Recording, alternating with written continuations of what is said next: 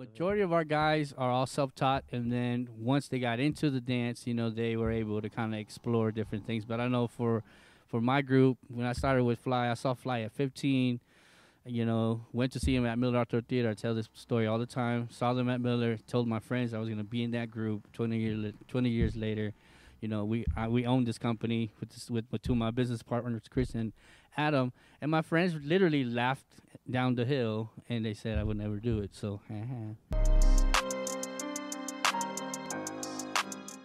majority of our guys are all self-taught, and then once they got into the dance, they were able to kind of explore different things. But I know for my group, when I started with Fly, I saw Fly at 15. Went to see him at Miller Outdoor Theater. I tell this story all the time. Saw them at Miller. Told my friends I was gonna be in that group. 20 years later, we own this company with two of my business partners, Chris and Adam. And my friends literally laughed down the hill, and they said I would never do it. So, right? But they're still my friends, and I still love them, right? But y'all did that, right? But that's one thing that we tell our guys. Like, it don't matter where you come from. It's if you're passionate. If you're passionate, you want something, you're gonna get it, right? But unfortunately, we didn't have the opportunities. We didn't have the studios. We didn't even know about dancing like that, and we never even know that you could even have dance as a career, And now we're making opportunities for other guys to be a part of Fly. Jesse was actually a kid when I went to his school, so he was like a kid in the audience. Yeah. We went to the school, and then he ended up becoming a part of the Fly Kids program, and then it kind of worked his way up. And like 15 years later, now he's touring all over the place. So you never know. Maybe one of your kids in the audience, from Cam-Plex, maybe your son will be with us. Well, that's what we're hoping. I mean, that's why we do this, is to hopefully inspire and motivate kids that this is what they're looking for, this is what they want. They didn't even know it was a possible. Yeah. And now they're seeing it right there in front of their eyes. Absolutely. I think that's the beauty of it too, because we're able to show that positive aspect of hip hop. Mm-hmm. A lot of times we get a bad stigma just from what they see on TV or what they see or what they hear on the radio. Mm-hmm. But there's a lot of positive aspect to it as well too. Like, we encourage the kids to be themselves and to have that confidence and take that and apply it to their everyday life.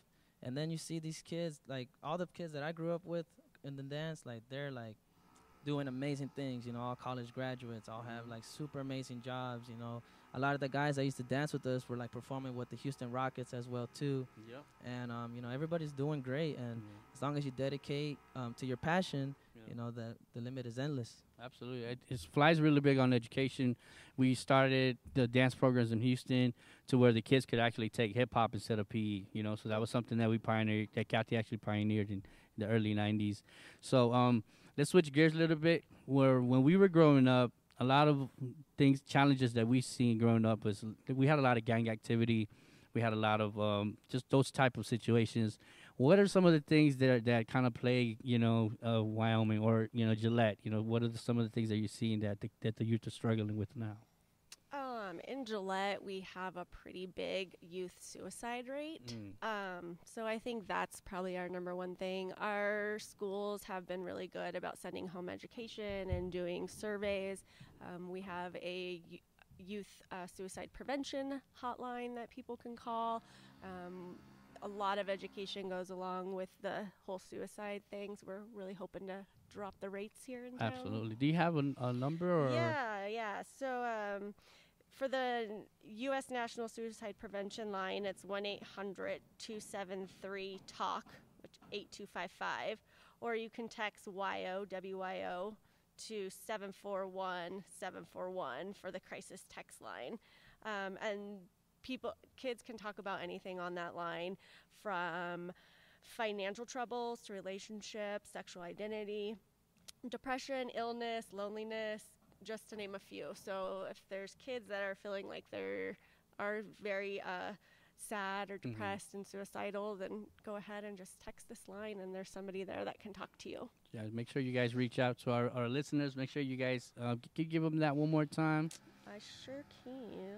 And we're going to put that on the screen to our viewers. Yeah, so the number is 1-800-273-TALK, or you can text for people in Wyoming, WYO, to 741-741. Awesome. I have a story, and we can end with this, and our closing comments. So we were in a small town in Texas, and this was maybe about 10 years ago, and we were doing a performance.